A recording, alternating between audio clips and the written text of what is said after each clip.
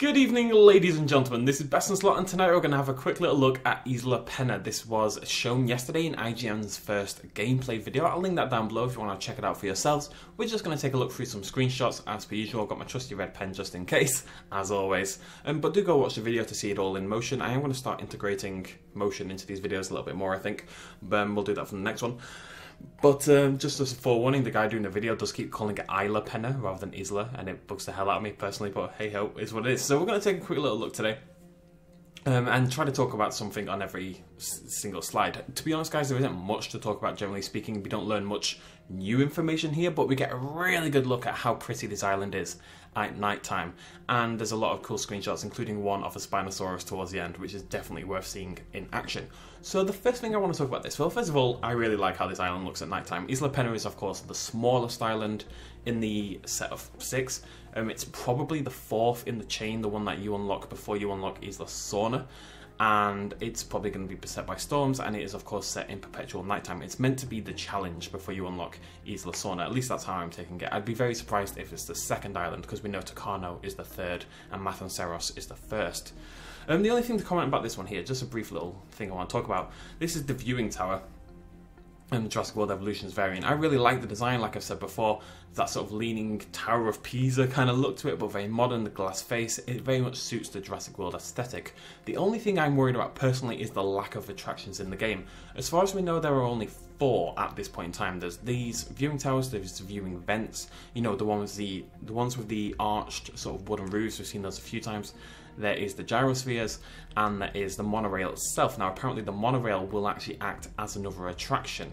So if we had I'm going to draw you like an amazing drawing here, so just bear with me. So there's a monorail track, say there's a dinosaur in here, there we go, there's a dinosaur. You've got your monorail track, say it was going down there, there's a very realistic, let's pretend it's a monorail, not a sausage. Your monorail's going past, and if your viewers can look out the monorail window and see sort of groups of dinosaurs, as far as we know, that will actually increase their entertainment score or whatever your visitors are judging your park by, which I think is really cool because we know we can control our monorails a little bit, so you could have a monorail tour of your park like you had a balloon tour of your park back in JPOG. But as far as we know, those are the only 4, and it doesn't seem like enough to me. Even in JPOG we did have more. I know you can't directly compare the games, blah blah blah blah, but it feels like we just need a couple more cool ways to view our exhibits. Maybe viewing domes inside the actual exhibit, maybe things like the Jurassic World Tyrannosaurus Rex Kingdom, that sort of log that you can walk through and look down into the exhibit. That'd be pretty cool. There's a lot of other things they could do. Moving on, I want to talk about this one. So this is another view of Main Street. We saw this the other day on Tucano, that variant, but obviously this is at nighttime. It looks better at nighttime, but it also looks better because of how the shot is done. It's lower to the ground and it's closer to the Innovation Center. It's something I actually commented on in that Tucano video. And it looks pretty cool. It looks really nice at nighttime. Everything's lit up. I love how the lights just kind of bleed out from the buildings at the side. It does still have the same problem I mentioned last time though, and I've got another comparison image. We're going to do this again, but I've overlaid it basically straight onto it, so you can really see the difference between the two. Now this does look good, and I've got to say I'm really impressed by just how similar the Innovation Center is. I mean, look at that. That's incredible, right? Even if we reduce the opacity, that's pretty crazy. That's really cool. But the Jurassic World version of Main Street clearly looks a lot better. It looks a lot more alive, and it's not just because of the number of guests. We know we can have a lot of guests in Evolution. We saw that massive pack of them at Tucano, so we know that can happen. We know that will make this whole thing look better. But again, my problem is, you look at this variant here, we've got the Spinosaurus skeleton, we've got all these tall trees here, and if we go back to the Evolution version, it's just not there. The skull is very small, you know, it's cool, don't get me wrong, I love the little Spinosaurus skull. The trees though, they match the lowest buildings. There's just not that height and depth. The road is very straight like that, whereas on this one you can see there's stuff coming in there, there's a little building there, there's the innovation sort of stuff.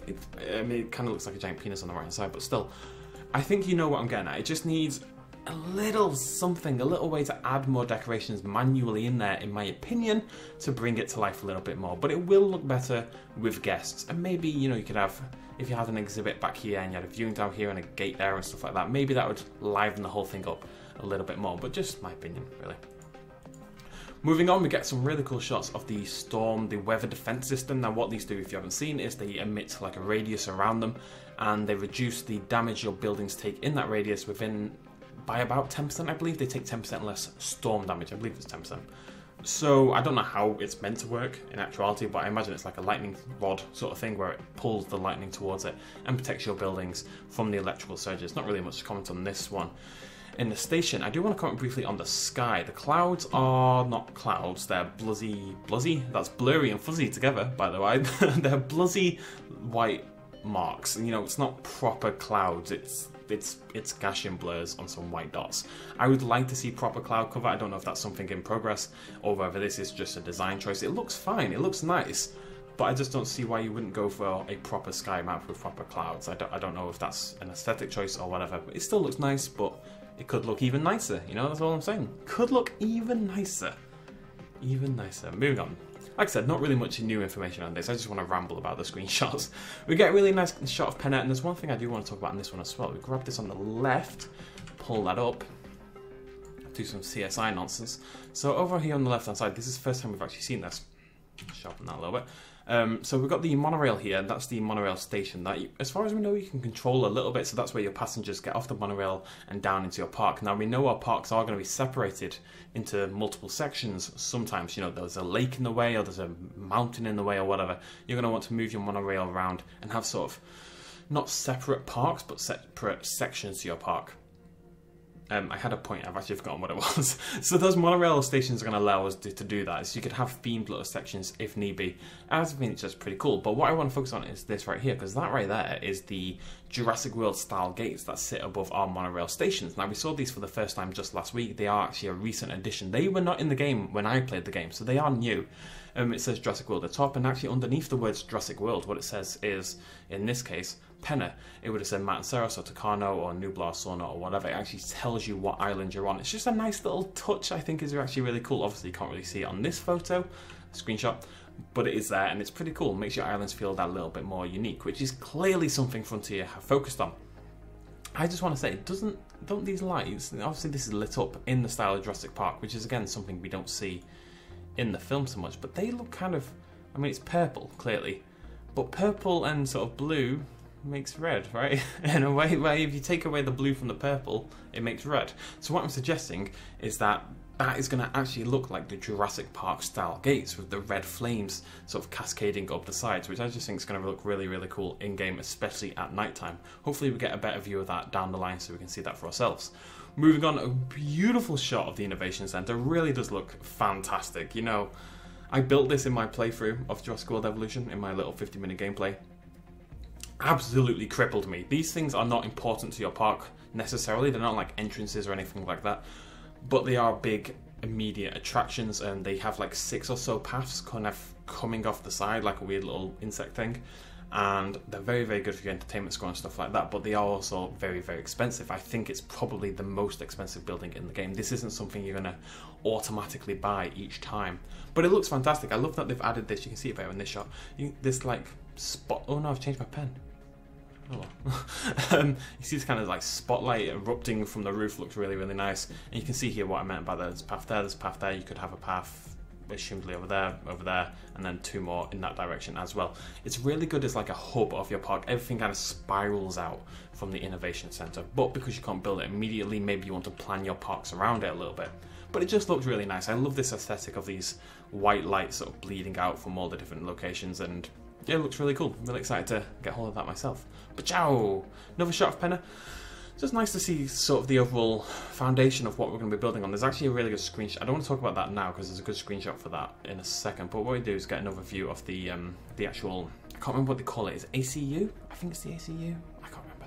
But that's your security kind of thing. You can see the helicopter on top there. They're going to fly around to subdue your dinosaurs or transport your dinosaurs or whatever. We get another shot of the gates there as well, looking a little bit closer than last time. Just a little bit. Still not close enough, but a little bit closer. We've got some, I mean, you can see on the top there, those 2 dots there are the two torches that sit right on top of the gates. I just think it's really cool. Moving on, another good shot. This is more showing the scale of the island. Again, I don't want to talk about it because we're going to see that in a second, but it just looks really cool, right? I was a little worried personally at times about these I have actually forgotten what you call them. Electric stick wire things. I'm going to remember as soon as I finish the video. But the things that make electricity go from one place to another place, you know what I mean? You know what I mean. That they would be a little bit obtrusive, but you can see they just kind of add a nice little bit of height and light and uniqueness to your island. They're not really oppressive. You can put them in tree lines and sort of hide them in that way if you want to. I think they look great there. I'm really not that worried about it.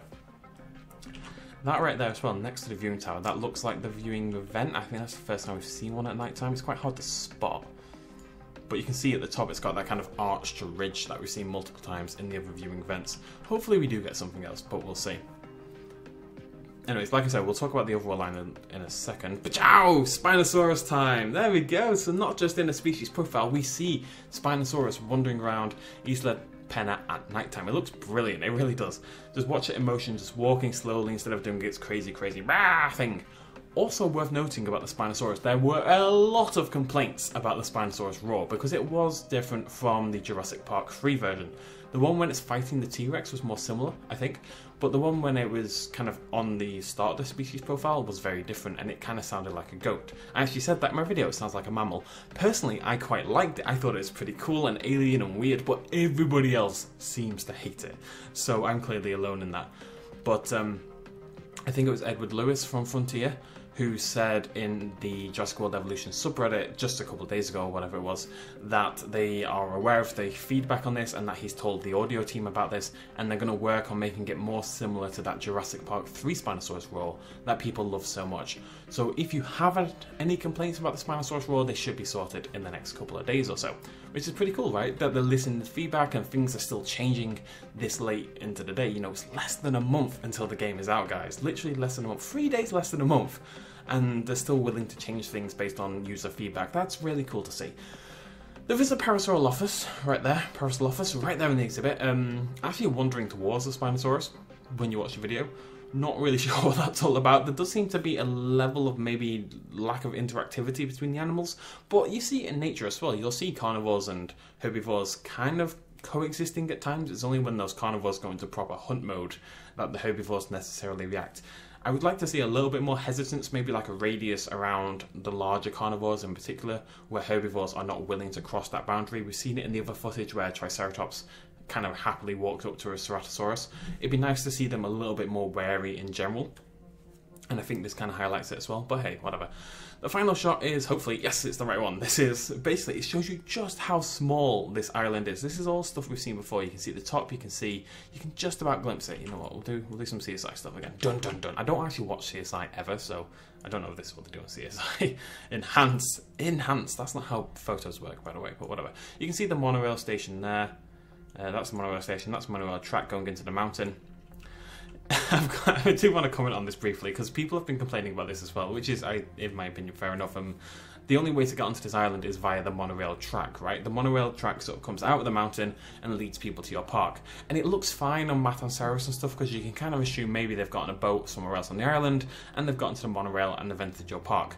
With Isla Pena, because it's so small and you can see the end of the island like right there, it looks a little bit weird that they kind of emerge from the mountain, despite there being nothing else there. So somehow these people are like birthed into the island before they enter your park. But hey, it really is a minor point. So that's all the entrance and stuff there. There's the Innovation Center. A little path down here. We see that's the Hammond. I can't remember what it's called. It's not the Innovation Center, obviously. Hammond Birthing Room, we're going to call it, because I've apparently got absolutely no memory today whatsoever. But that's your incubator, basically. That's the thing that makes the dinosaurs. We can see the viewing vent right there as well with those telltale sort of arched like that kind of curved roof over top. No, oh there is. There's a little dinosaur right there. What is it? Let's find out. Let's do some science. Oh no, I'm on the wrong thing. Let's do some science. Wait for it. What is it? I don't know what that is. It's definitely a dinosaur of some description. It could be a Stegosaurus, it could be a Parasaurolophus, it could be anything. I really do like how the exhibits look though. There's something so sort of freeform and natural to it. You see here like how it bends just around that bend there and then comes back down because that's the shape of the mountain there. It really does feel much more organic than it did in say J-Park or Zoo Tycoon 2 or any of these other park builder games, where your exhibits kind of feel as part of the island. From this size, it does, from this space, I guess, from this distance, it does look a little bit bare bones, but we know over here it looks more interesting. Obviously, you could do the same over here if you so chose. Anything else going on here? There's our stone defense system, miles away from everything for some reason. But this really shows just how small Pennant is going to be. So you can see all this area here we've got, right? But it doesn't really look like this is an area you're going to be building in per se. It's quite a small area. Maybe instead of the Innovation Centre on Main Street, you could do an exhibit there and have a couple of shops. I'm sure you could do that. Maybe you could have your Innovation Centre here as well. You could be more efficient with the room, but if we get rid of those again, this is like the entire island right here. And probably down here a little bit, but not much, I'd say. And that's about the room you have to work with. I know some people are a little worried about that. People want these big sandboxes, but at the end of the day, Matasaurus is big. Sauna is absolutely gigantic. It's going to be nice to have this kind of challenging, weird little... I'm going to give this a face. It's going to be nice to have this challenging, weird little island that we have to succeed on. And this is the thing, you have to succeed. This is a progression, challenging at times game. If you want to unlock Isla Sorna, you're going to need to get 3 stars on Isla Penna. If you want to unlock Isla Nublar, as far as we know, what you have to do is 5 stars on all 5 islands before Isla Nublar. That's what we believe it is anyway. We know you need at least 5 stars on Matasaurus, and I imagine it's the same for all the others. This is going to be a tough island to get 5 stars on because you don't have much room. You need to make sure your dinosaur exhibits are efficient. You've got as many dinosaurs in there as possible, but not so many that they're, you know, depressed and that lowers your score. You know, how many exhibits can you fit in and still have enough room for your dinosaurs to be happy? How can you squeeze all those shops in and still have enough room for your dinosaurs? It's going to be a really interesting challenge to kind of juggle all that together, as long with the nighttime and all the storms that are inevitably going to hit such a small island. There you go, just some clouds. All the storms that are inevitably going to hit such a small island. It's really interesting. It's going to be a really cool challenge. This kind of thing looks pregnant, doesn't it? I'm going to give it a human. There we go. Okay, I'll stop now. I know this has been a very, very rambly video. There's a lot of stuff I just generally wanted to cover, and it wasn't necessarily about Isla Penna that much, because to be honest, guys, we didn't learn a bloody thing. We got a really, really cool shot of the Spinosaurus. I love that in the video. It looks great. Definitely go check that out. The Spinosaurus, I love. It has very quickly become my favourite of the dinosaurs. And is it just me? It may only be when it walks, but to me it looks just a little bit more quadrupedal than bipedal. I mean, it's obviously still a bipedal Spinosaurus. People who wanted otherwise were being daft. It was always going to be Jurassic Park 3's Spinosaurus. It was never going to be the updated form. But it looks a little bit more sort of, I've only really just noticed, but a little bit more horizontal than the very sort of tall standing vertical Spinosaurus that we saw in Jurassic Park 3. I could be crazy. I literally could be. It also seems quite small, but again, I could be crazy. I don't know. Let me know what you think about Penna. I promise other videos will be more professional than this. I just kind of wanted to talk and discuss, and you know, I like doing this more casual stuff. Sometimes this is also the longest I've talked about Jurassic World Evolution in a long time. It's been 18 bloody minutes. So if you made it all the way to the end, kudos. Something wrong with you, as well as there is with me. Yeah, I'll be better next time. Okay, thank you so much for joining me though, ladies and gentlemen. We are less than a month away from Jurassic World Evolution. If there is anything you'd like me to cover, do not hesitate to let me know in the comments down below as usual, and I'll see you lovely folks in that next episode. Cheers, much love as always. Bye-bye. Quick little shout out at the end. This video and others like it would not be possible at all without the support of you guys watching me at home, and also everyone on this Patreon page right here who supported me in the last month. If you want to help out as well, you can do so at patreon.com/bestinslot. Every little really helps. Cheers.